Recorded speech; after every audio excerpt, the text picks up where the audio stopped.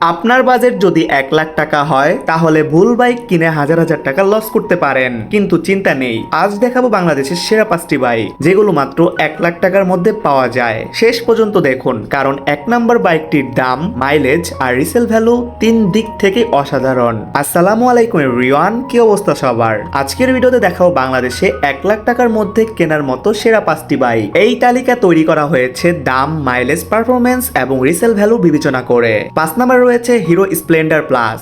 দুর্দান্ত মাইলেজ এবং কম রক্ষণাবেক্ষণ খরচের জন্য হিরো স্প্লেন্ডার প্লাস এখনো অনেকের প্রথম পছন্দ। 4 নম্বর রয়েছে টিভিএস মেট্রো প্লাস। যারা প্রতিদিন অফিস বা ব্যবসার কাজে বাইক ব্যবহার করেন তাদের জন্য টিভিএস মেট্রো প্লাস একটি নির্ভরযোগ্য অপশন। 3 নম্বর রয়েছে বাজাজ সিটি 125X। মজবুত গঠন, ভালো মাইলেজ এবং খারাপ রাস্তা আরামদায়ক রাইডিং এর জন্য এটি জনপ্রিয়। 2 নম্বর রয়েছে হোন্ডা শাইন 100। হোন্ডার নির্ভরযোগ্য ইঞ্জিন, ভালো মাইলেজ এবং কম মেইনটেন্স খরচের কারণে এই বাইকটি দ্রুত জনপ্রিয় হয়েছে। 1 নম্বর রয়েছে টিভিএস রাইডার 125। বাজেট অনুযায়ী অফার বা ব্যবহৃত বাজারে যদি আপনার বাজেট 1 লাখ টাকার আশেপাশে হয় এবং ভালো কন্ডিশনের ব্যবহৃত রাইডার 125 পান, তাহলে এটি পারফরমেন্স, ডিজাইন, মাইলেজ এবং রিসেল ভ্যালুর দিক থেকে অন্যতম সেরা অপশন হতে পারে। মনে রাখবেন, নতুন বাইকের দাম সময়ের সঙ্গে পরিবর্তিত হয়। কেনার আগে অবশ্যই শোরুমটা যাচাই করে নেবেন।